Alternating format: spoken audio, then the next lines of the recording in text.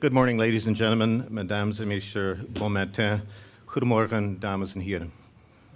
Welcome to our breakfast event, co-hosted by the Embassy of the Kingdom of the Netherlands in Canada and the Centre for International Governance Innovation, or CIGI as we say. My name is Fred Kuntz, I'm the Vice President of Public Affairs at CIGI.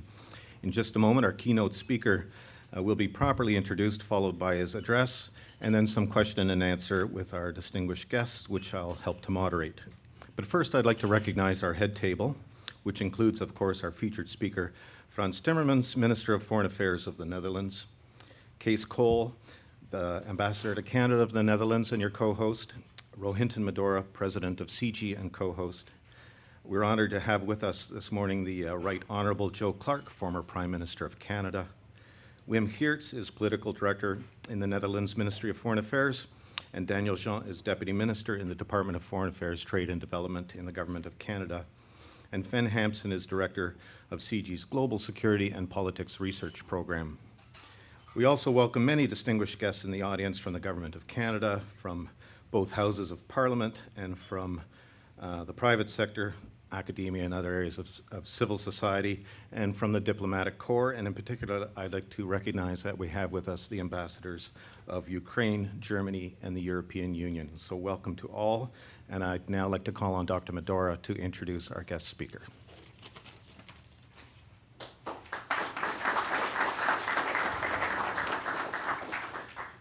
Thank you, Fred, and I'd like to join Fred in welcoming you all to this morning session and a discussion on what remains one of the central pillars of international relations and the global governance system that we currently have, which is the Atlantic Alliance, and the formal topic is transatlantic relations in light of security challenges, old and new. And who better to address this crowd about that than Minister Frans Timmermans of the Netherlands.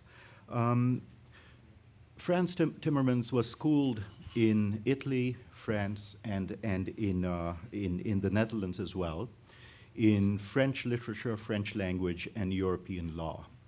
He started his career as a diplomat and has spent a lifetime in both public policy and politics, joining the Dutch Parliament in 1998.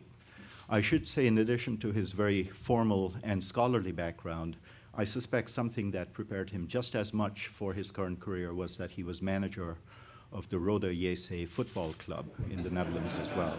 Don't bring that up. But it can never hurt. Minister Timmermans has held important positions within Europe and in the Foreign Affairs Ministry, and so is eminently schooled in this topic, both scholarly and practical. And he has also been the Minister of European Affairs in the Dutch government. In 2012, he was appointed Minister of Foreign Affairs, and it is in that capacity that he comes to Canada this time. So welcome to Canada, welcome to this group, and thank you again for joining us.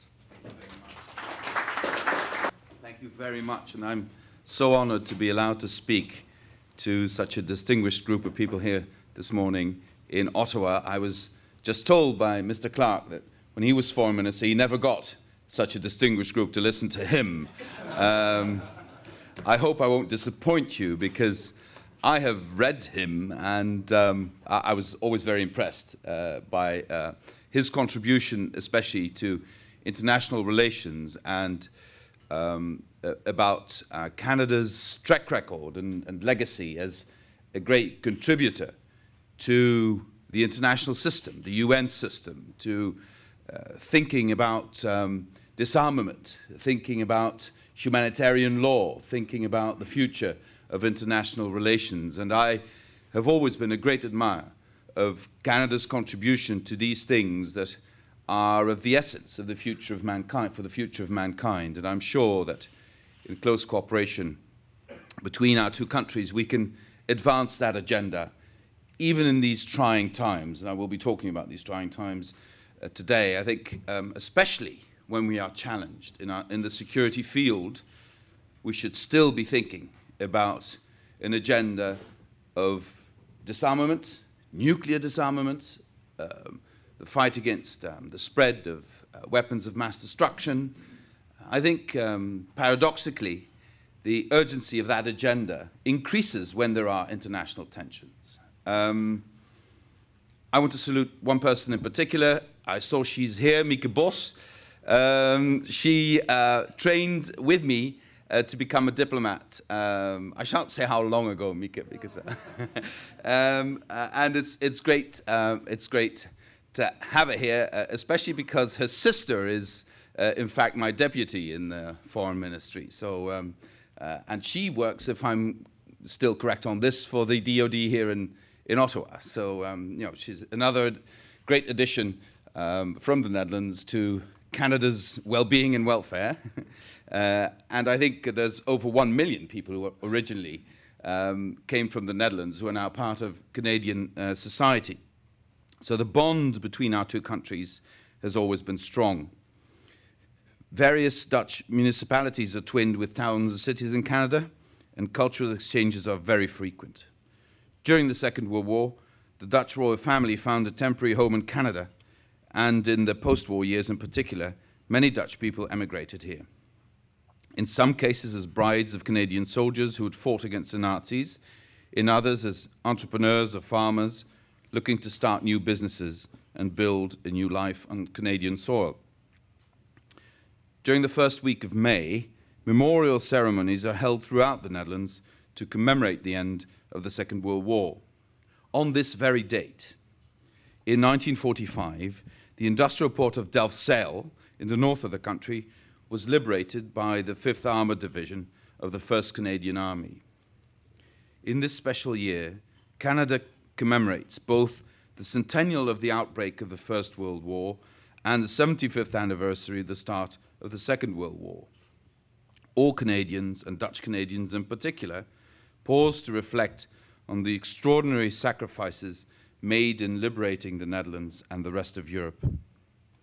Back in the Netherlands, Canadian veterans who are still able march in our memorial parades. Dutch gratitude to its Canadian liberators has not dimmed in the nearly 70 years since the end of the war, and the bond between our two countries is as strong as ever. The relationship between our countries is not just a matter of historical interest, however. It also, and I truly believe this, holds great significance for the future. The Second World War is one of the historical anchors of our relationship.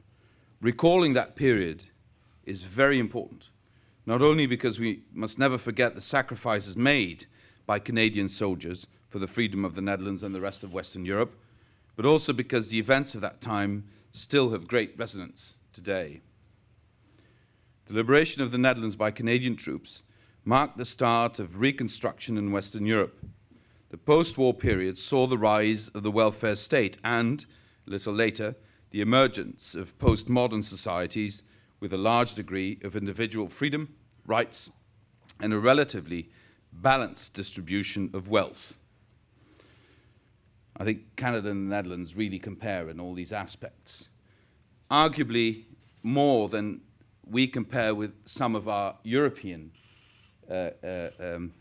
bordering nations, and as far as Canada is concerned, arguably more than Canada compares to the United States and other bordering nations. An interesting paradox that we are, in some respects, closer than you are to the United States and that we are to some other nations within the European Union. The historical conflicts of the 20th century had a strong ideological character. In Europe and other parts of the world, it was not only a clash of geopolitical interests, but of two different social models. I'm talking about the post-war period. Communism and liberal democracy, with the totalitarian USSR on the one side and the democratic Western European welfare states on the other. The Cold War was a conflict of fundamental values. The Western alliances that arose after the Second World War defended these values. This is true not only of NATO, but also of what was later to become the European Union and what started as the European Coal and Steel Community. The very idea behind this cooperation was to create interdependence at a level that would preclude the possibility of conflict between states. When the Soviet Union began to disintegrate in 1989 and collapse in 1991, there was initially a spirit of triumphalism. The famous essay by Francis Fukuyama about the end of history is often wrongly cited, and they did him great injustice. But it is, in some sense, as it was interpreted, an expression of misplaced self-confidence.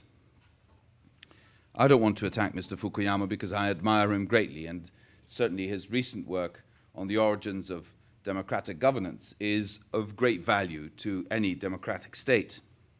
But I do want to say that we presumed that conflict would be a thing of the past. And what we've seen, triggered by the conflict in Ukraine, but something that had been building up for a longer period of time, is the reemergence of the necessity to be active geopolitically. And I think if I look back in the last 20 years, especially from a European perspective, and perhaps this is true for all NATO member states, we thought that this kind of geopolitical action would not be necessary in the future, but it is. It's come back. And for us as professionals, it's probably relatively easy to readapt and to reformulate. It's going to be quite an exercise, but I think we can do it. The weakness in our position is that we have neglected to prepare our populations for this new phenomenon, and that we need to put a lot of effort, I think, immediately into explaining to our populations what is at stake, so that they will give us the mandate to act when we need to act. I believe this challenge is big today for many reasons. First of all, because of the neglect I mentioned before, but I also believe because of the fact that our credibility as Western world, not blaming individual Western states, I'm taking part of the blame on behalf of the Netherlands. The way we acted in the last 15 years has diminished the support we have from our own population for two reasons. One, because we were seen as acting in non-compliance with our own values. I think that if you talk about our values, human rights, democracy, the rule of law, you have to practice what you preach. And some of the excesses we've seen in Iraq, Abu Ghraib or Guantanamo Bay, or other actions that run counter to these values, have not just given our adversaries ammunition to attack us for having double standards, that I could handle, but it's also weakened the support in our own constituency for what we need to be doing. So we need to go back to our fundamental values and stick to them regardless of the risks we sometimes run. These values are too important and are too fundamental to creating public support for our actions to put them into jeopardy out of political expedience. So that, I think, is the first lesson we need to learn. The second lesson, I think, but this doesn't apply to Canada, but it does apply to Europe, and I think it is interesting to see the contrast between Canada and the European Union, including the Netherlands. Because of what I just said, there is a surge of anti-Americanism in parts of European societies, also in mine, especially on the left and the extreme left of the political spectrum. And this is projected, it is manipulated very, very skillfully by President Putin, and it is projected by people who have said, you know, why should we believe a friend who listens in to the private conversations of our Chancellor? Why should we believe a country that says that Russia is not allowed to invade another country, whereas we have seen that country acting along the same lines. I think it is all faulty reasoning, but it works with parts of the population. So I think we need to address that issue. But the far more complicated issue and painful issue is on the right and the extreme right in Europe. And I've seen some examples of it, again, from a politician from my own country today. The hate against the EU is so deeply rooted in the extreme right in Europe that they blame the EU for what is happening in Ukraine, saying that the fact that the EU rushed into an association agreement with Ukraine is the trigger of the intervention by President Putin. First point. Secondly, and by the way, President Putin, at least, he's a strong leader. He stands up for his nation. He stands up for Russians. And all that mixed into something that is seen as attractive by the extreme right in many European nations, including in the Netherlands. And here I believe, on a more fundamental point, the Canadian example could be helpful to all of us. I think it is mind-boggling that a huge nation like Canada, with all its diversities, with so many recent immigrants from all parts of the world, with all their different cultures, can maintain this level of social tranquility and not tolerance, tolerance is actually quite an awful word, and integration of difference, acceptance of difference in this society. It's easier if you have all that space, I'll accept that. But still, I think Canada has a lot to teach us on this front, because we have begun to doubt whether our societies can handle diversity, and diversity has been attacked especially by the extreme right, and has been attacked especially in circumstances of economic difficulty such as we have experienced in the last 5 years. And what we see in Europe today, and I'll come back to the issue of Ukraine immediately, but this is for me a very, very fundamental point linked with current political challenges, but also linked with the ghosts of the past. What we see today in Europe is the re-emergence of an age-old phenomena on the European continent. If things go badly, we go and look for someone to blame. If things go badly, we never look at ourselves, we look at the other. If things go badly, it is always the Jews or the blacks or the Muslims or whoever you can identify as a separate group that has to take the blame. That's the first step. And second step then always becomes slowly and gradually dehumanizing that group, so that at some point it becomes acceptable to say that they should leave society. And we in the Netherlands have reached that point that a politician says we could do with less people of a certain ethnicity in Dutch society. I would have never thought this possible, but it happened. And it can happen because of the context I have just elaborated upon. And I believe that understanding our history, understanding our past, should teach us to be very vigilant for that sort of development in Europe. And I think that knowing more about Canada's experience in this field, knowing more about this society, which is treated not by the Dutch, but by many others, with a form of extremely benign neglect. Canada's there and Canada's great and everybody loves Canada, but how many people actually know a lot about Canada? I'm not sure. I think people should know more about Canada. And usually in politics, if you know more about a subject, you love it less, but I'm quite sure that knowing more about Canada will increase the appreciation worldwide for Canada. But let me return to the issue of Ukraine. I wanted to mention these 2 points of the extreme right and the extreme left in Europe, because I think it would be wrong to assume that some European nations' reluctance to rush into a confrontation with Russia is only inspired by the fear of losing economic position or trade.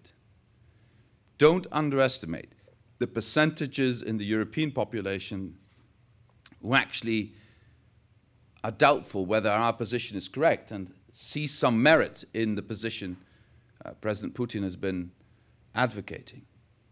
I was in Estonia earlier this week on Monday, and even in Estonia, 20% of the population believe that Putin actually has a point. 20% of the Estonian population, where at the same time that nation fears being, the potential next target for this completely unacceptable behavior of Russia.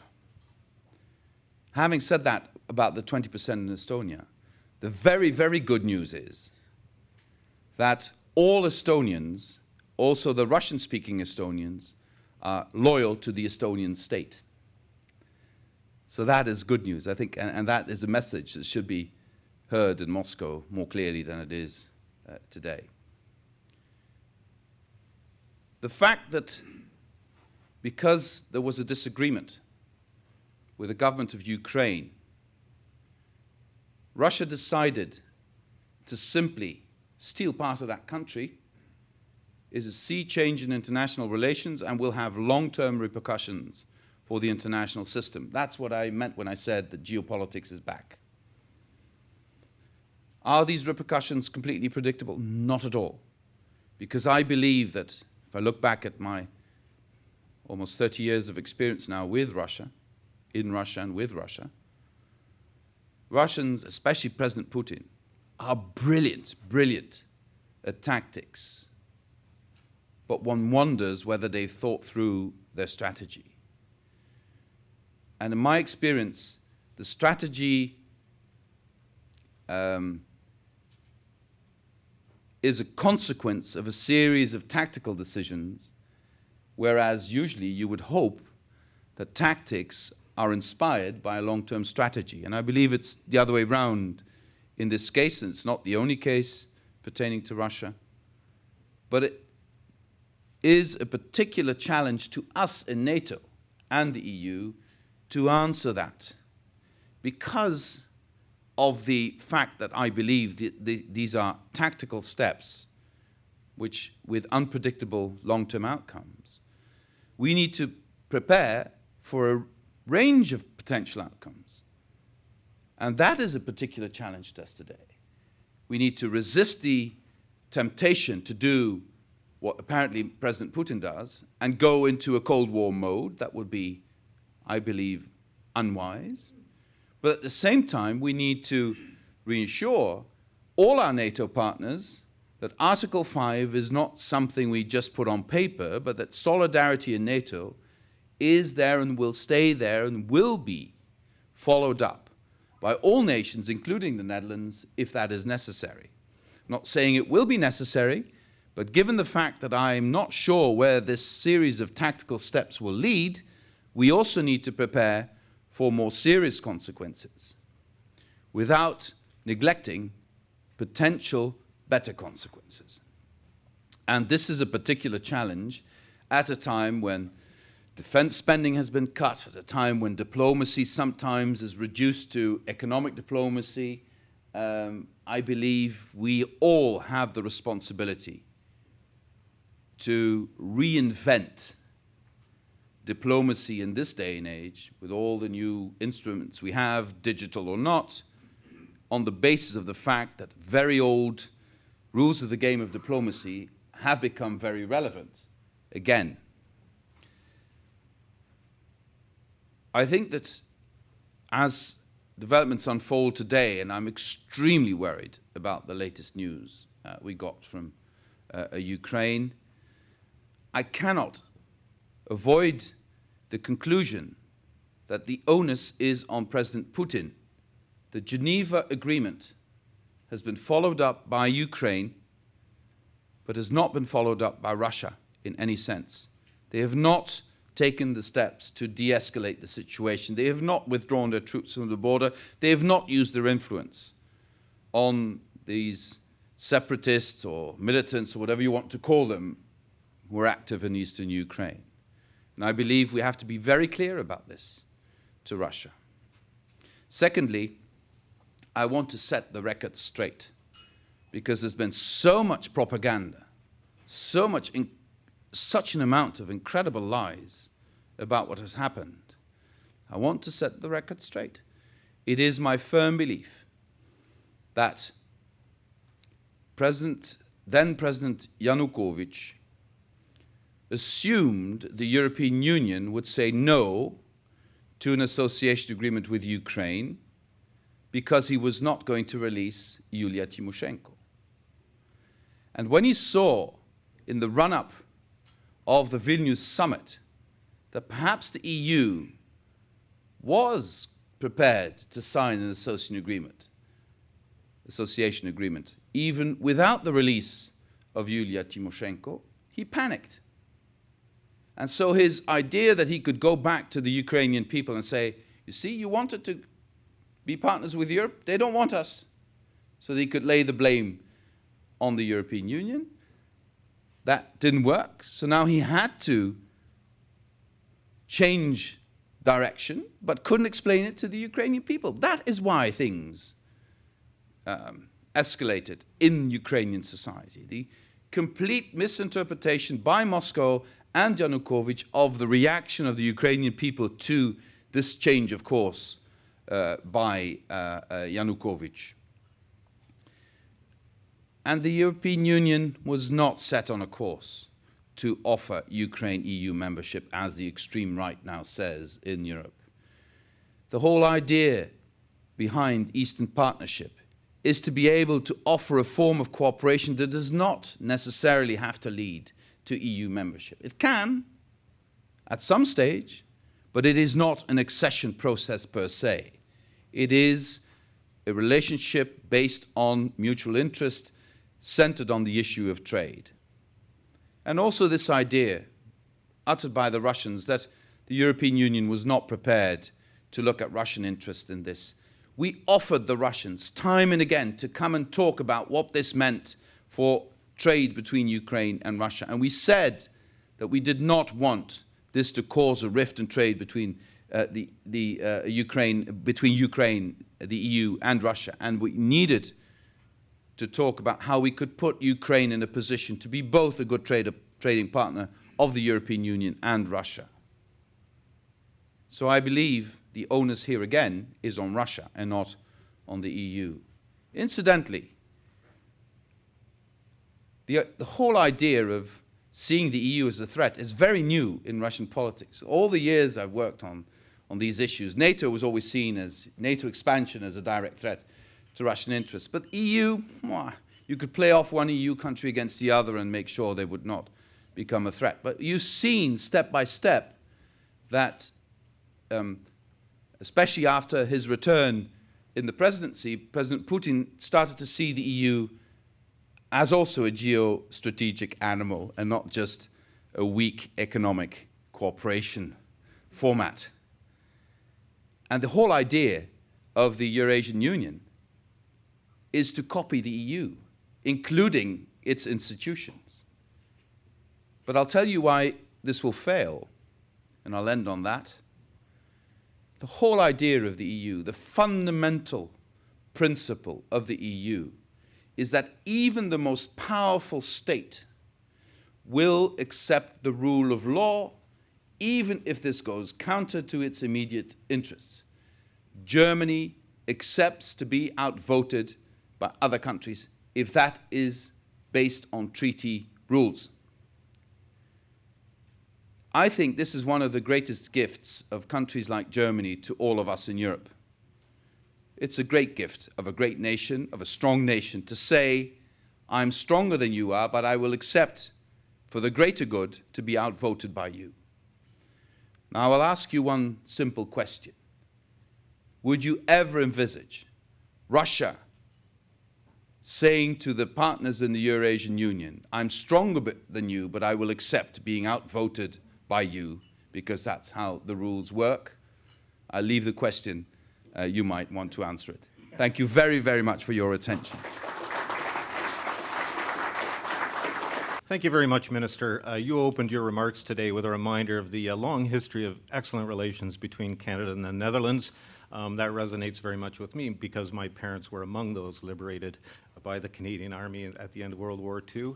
And they're fiercely proud Canadian citizens today, but in the Canadian multicultural fashion, which you described so well, remain gently proud of their Dutch heritage, at least the Sinterklaas part, if not that business about Zwarte Piet. But, you know, that is very important for all of us to remember, especially on the eve of Liberation Day, which is Monday in the Netherlands. I'd like to thank you for your remarks on the dangerous situation today in the Ukraine and your analysis of it. You reminded us that one of the ways to remain ready for serious security challenges is to maintain the readiness of the people to deal with all consequences, and that the way to maintain that readiness of the people is to remain true to your democratic and human rights values. A very important lesson. And all of your remarks about the situation and how to continue to remain optimistic that the good old rules of diplomacy can help us find better consequences is, if not a call to arms, a call to action and an important message at this time. So thank you for those remarks. I would also like to thank you on behalf of the Center for International Governance Innovation for offering to host a meeting of our new Global Commission on Internet Governance, which is a process that we hope will help to maintain those important democratic and human rights values, including on the internet. So thank you for your support there. And I'd just like to say on behalf of everyone, I think we would all agree that we would like to say in true multicultural fashion, merci beaucoup, dank u wel, thank you very much. On what remains one of the central pillars of international relations and the global governance system that we currently have, which is the Atlantic Alliance, and the formal topic is transatlantic relations in light of security challenges, old and new. And who better to address this crowd about that than Minister Frans Timmermans of the Netherlands. Frans Timmermans was schooled in Italy, France, and in the Netherlands as well, in French literature, French language, and European law. He started his career as a diplomat and has spent a lifetime in both public policy and politics, joining the Dutch Parliament in 1998. I should say, in addition to his very formal and scholarly background, I suspect something that prepared him just as much for his current career was that he was manager of the Rode JSAFE. We're honored to have with us this morning the Right Honorable Joe Clark, former Prime Minister of Canada. Wim Geerts is Political Director in the Netherlands Ministry of Foreign Affairs, and Daniel Jean is Deputy Minister in the Department of Foreign Affairs, Trade and Development in the Government of Canada. And Fen Hampson is Director of CIGI's Global Security and Politics Research Program.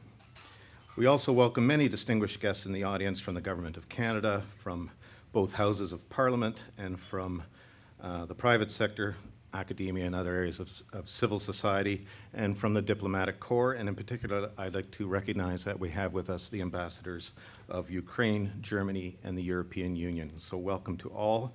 And I'd now like to call on Dr. Medora to introduce our guest speaker.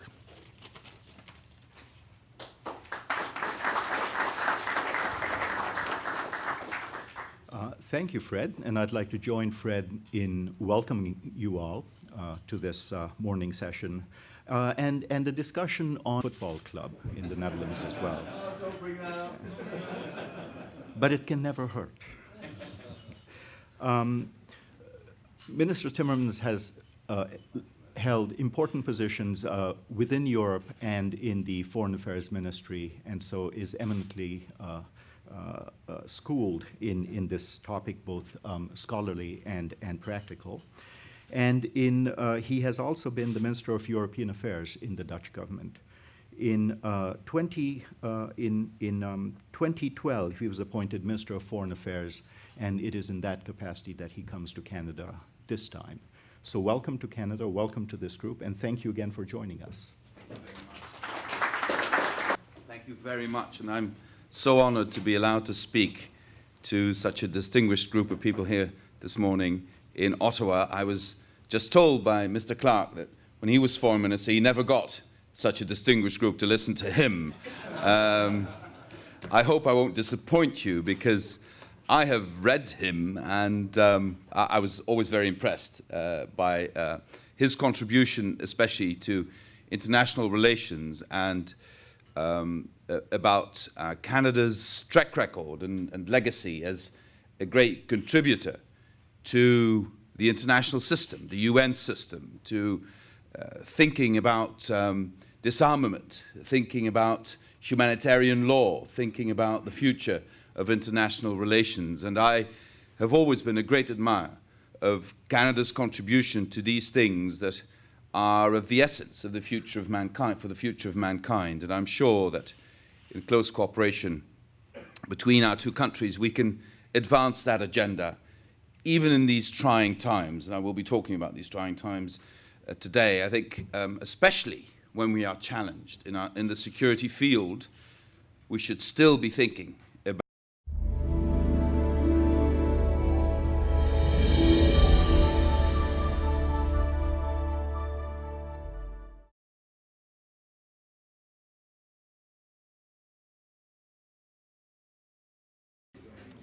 Good morning, ladies and gentlemen, mesdames et messieurs, bon matin, goedemorgen, dames en heren.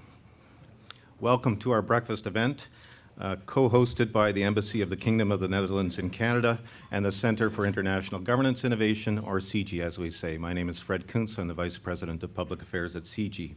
In just a moment, our keynote speaker will be properly introduced, followed by his address, and then some question and answer with our distinguished guests, which I'll help to moderate. But first, I'd like to recognize our head table, which includes, of course, our featured speaker, Frans Timmermans, Minister of Foreign Affairs of the Netherlands, Kees Cole, the Ambassador to Canada of the Netherlands and your co-host, Rohinton Medora, President of CIGI and co-host,